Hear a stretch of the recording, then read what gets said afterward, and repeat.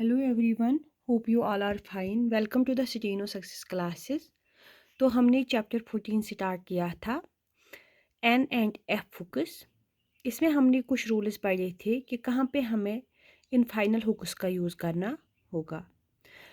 हमने पहले N hook के बारे में पढ़ा था कि जब भी एन हुक स्ट्रेट स्ट्रोक्स के साथ आएगा तो उस टाइम हमें उसको राइट मोशन में लिखना होगा, और अगर यही एन हुक कर्व स्ट्रोक्स के साथ आया तो हमें इसको इनसाइड द कर्व लिखना होगा।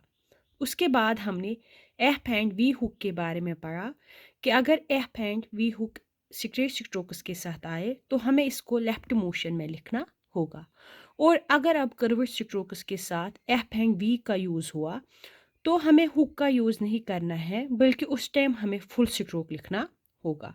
तो ये थे हमारे कुछ रूल्स जिसमें हमने बेसिक सीखा। आज हम कुछ और रूल्स पढ़ेंगे जिससे हमारा ये पूरा चैप्टर कंप्लीट होगा। तो पहला है हमारा एल एन एंड इश N. The hooked forms Ln and Isn when joined to another stroke may be written upward or downward। जब भी हुक्ड फॉर्म होगा मतलब L या इश किसके साथ, N के साथ, और ये किसी और स्ट्रोक के साथ होंगे, मतलब ज्वाइन होते होंगे किसी और स्ट्रोक के साथ, मतलब इनके साथ कोई और स्ट्रोक होगा, तो उस टाइम हम इनको दो फॉर्म्स में लिखते हैं, या तो अपवर्ड या हम इनको डाउनवर्ड लिखते हैं। कुछ वर्ड्स में अपवर्ड लिखना होगा, कुछ वर्ड्स में डाउनवर्ड लिखना होगा। जो हमें ईजियर ज्वाइनिंग देगा हम वही वाली फॉर्म इसमें यूज़ करेंगे। तो पहला है हमारा गैलन। गैलन में गे एल अपवर्ड एल और एन हुक ऐसे गैलन। उसके बाद है melon, M and upward L और इसके साथ एन हुक को अटैच करेंगे ऐसे मेलन। फॉलन एफ, उसके बाद डाउनवर्ड एल और एन हुक, देखो फॉलन। यहाँ पे अपवर्ड एल का यूज़ हुआ, यहाँ पे डाउनवर्ड एल का यूज़ हुआ। एलाइन, एनिलाइन, ए एन, उसके बाद डाउनवर्ड एल ऐसे। यहाँ पे वॉवल आएगा ए और यहाँ पे आई का वॉवल डालेंगे। उसके बाद है सिचुएशन, एस टी, यहाँ पे शन और एन हुक, यहाँ पे वो डिप्थोंग यू आएगा और उसके साथ ट्राइफोन। सिचुएशन यहाँ पे था वॉवल, और तो यहाँ पे इश, डाउनवर्ड इश का यूज़ हुआ।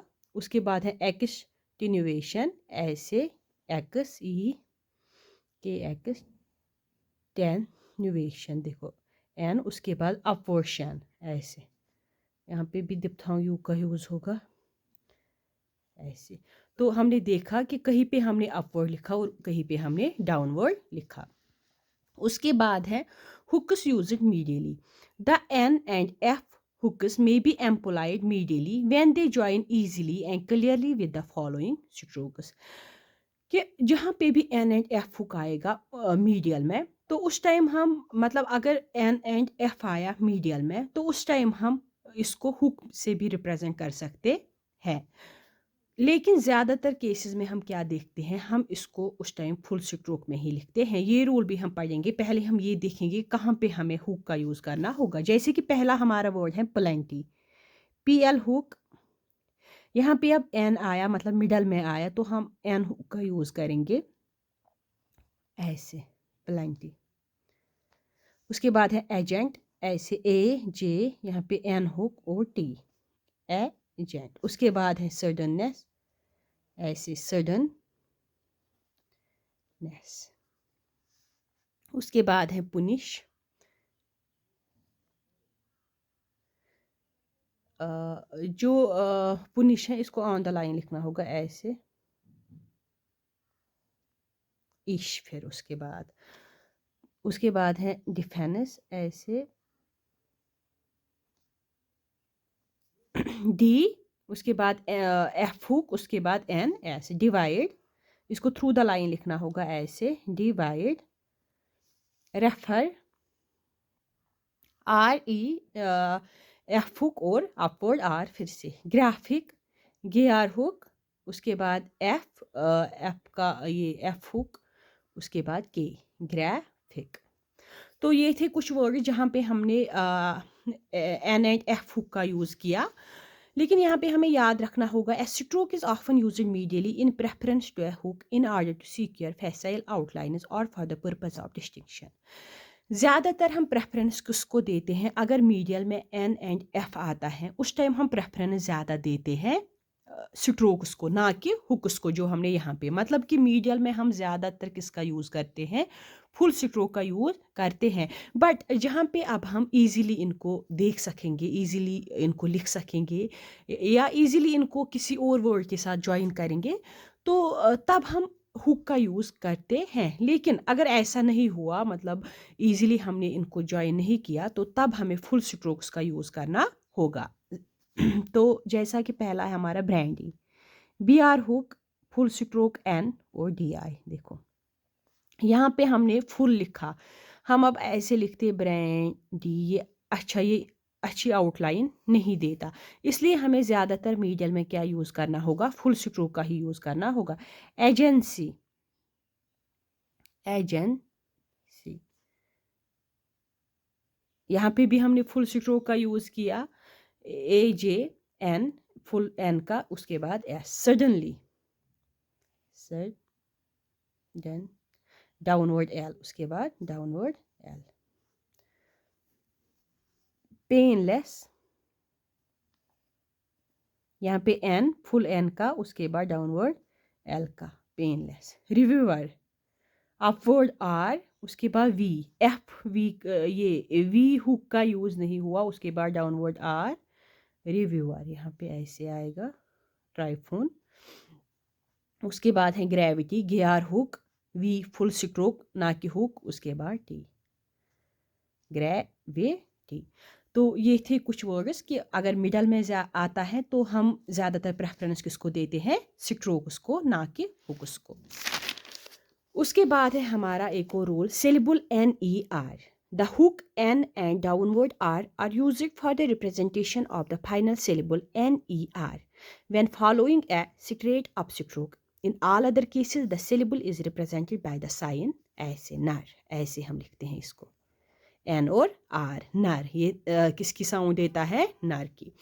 यहाँ पे क्या है कि अगर हुक, एक तो N आया, हुक N आया, उसके बाद डाउनवर्ड R का यूज़ हुआ, तो उस टाइम हम फुल, मतलब कि ज़्यादातर हम क्या करते हैं, अगर एन और आर एक साथ आ गए तो हम उस टाइम क्या करते हैं, हम उस टाइम एक तो हुक एन का यूज़ करते हैं और दूसरा डाउनवर्ड आर का यूज़ करते हैं। जैसे कि जो किसकी साउंड देता है, एनी आर की। देखो ओपनर, ओपनर, ऐसे ओपनर। ज्वाइनर, जे, नहीं, यहाँ पे क्या करना है, ओपनर को ऐसे, ओपनर, ऐसे। हमने क्या पढ़ा, हमने पढ़ा कि अगर हुक, एक तो एन और दूसरा आर एक साथ आएंगे और उनको फॉलो करता होगा कोई अपस्ट्रोक, मतलब कि वो फॉलो करते होंगे किसी अपस्ट्रोक को, तो उस टाइम हमें हुक एन और आर का यूज़ करना होगा। लेकिन बाकी केसेस में हम ज़्यादातर एन ई नर का, इस वाले सिलेबल का यूज़ करते हैं। जैसे कि ये सारे डाउनवर्ड है ना कि अपवर्ड। जॉय नर, की नर, K and N R, syllable NR hook, keener, liner, L and ऐसे। तो हमने क्या पढ़ा कि हम केसेस, हम मतलब बाकी सारे ज़्यादातर मेजॉरिटी में यही इस सेलेबल एन ई आर का यूज़ करते हैं। लेकिन अगर अब एन और आर के मतलब अगर एन और आर किसी अपस्ट्रेट स्ट्रोक को फॉलो करते होंगे, तब हमें हुक और डाउनवर्ड आर का यूज़ करना होगा। जैसे कि रनर, रा, देखो यहाँ पे क्या आया, पहले ही अप स्ट्रोक एक आया, तो उसके बाद हमें किसका यूज़ करना होगा, हुक का, और उसके बाद डाउनवर्ड आर का। ये हुआ हमारा रनर, यहाँ पे ये नहीं था। उसके बाद है विनर, ये भी है अप स्ट्रोक हमारा, तो यहाँ पे क्या होगा, यहाँ पे भी हुक का यूज़ होगा, उसके बाद डाउनवर्ड आर का यूज़ होगा। विनर, यानर, ऐसे ये भी अप स्ट्रोक है हमारा, उसके बाद हुक एन का और उसके बाद डाउनवर्ड आर का यूज़ होगा। तो उसके बाद है एन एंड एफ हुक्स इन फ्रेजियोग्राफी। फ्रेजियोग्राफी में भी हम एन और एफ हुक का यूज़ करते हैं, जैसे कि in phraseography the N hook is sometimes used to represent the words been, than, on, own.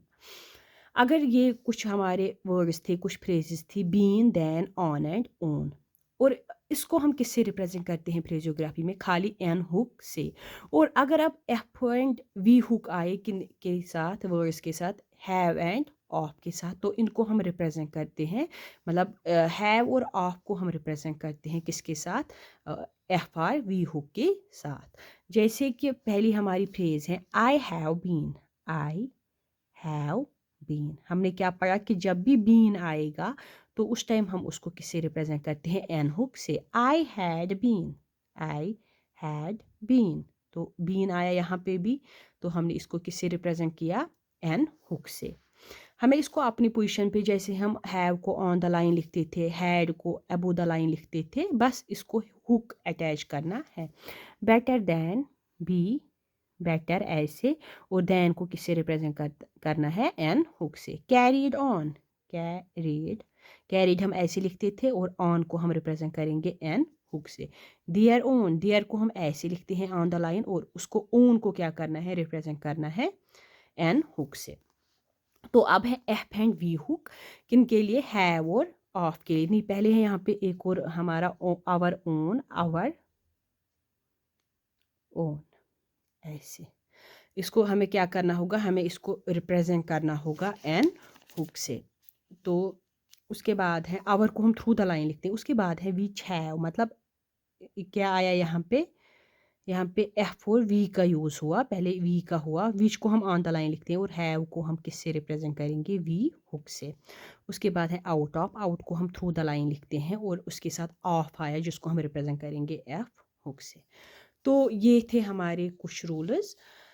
Hope आपको ये समझ आए होंगे। अब हम इसके ग्रामोलॉग्स करेंगे, जो है जो कि आपको पता है हर किसी चैप्टर के बाद हम ग्रामोलॉग्स का यूज़ करते हैं। पहला ग्रामोलॉग है हमारा बीन। बीन को हम रिप्रेजेंट करेंगे बी से, और फाइनल में हम इसको अटैच करेंगे एन हुक, तो जिसको हम ऑन द लाइन लिखते हैं। उसके बाद है जनरली, जनरली, जनरल और जनरली, इसको हम जे से रिप्रेजेंट करते हैं, ऑन द लाइन लिखते हैं और एन हुक फाइनल में लिखते हैं। ये हुआ जनरल और जनरली। विदन, विदन को हम इससे रिप्रेजेंट करते हैं, जिसको हम थ्रू द लाइन लिखते हैं और फाइनल में एन हुक इसके साथ अटैच करते हैं।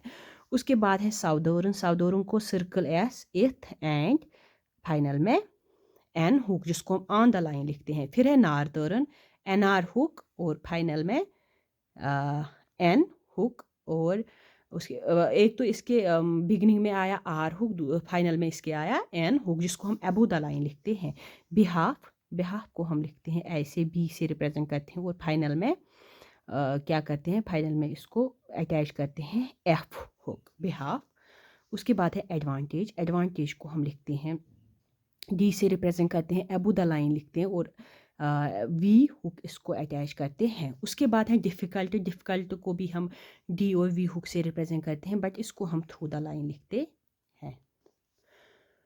तो ये थे हमारे ग्रामोलॉग्स। आप होप आपको ये सारे रूल्स समझ आए होंगे। आप इसकी अच्छे से प्रैक्टिस करो, ये सारे रूल्स याद रखो, ताकि आपको इसके सारे रूल्स याद रहे।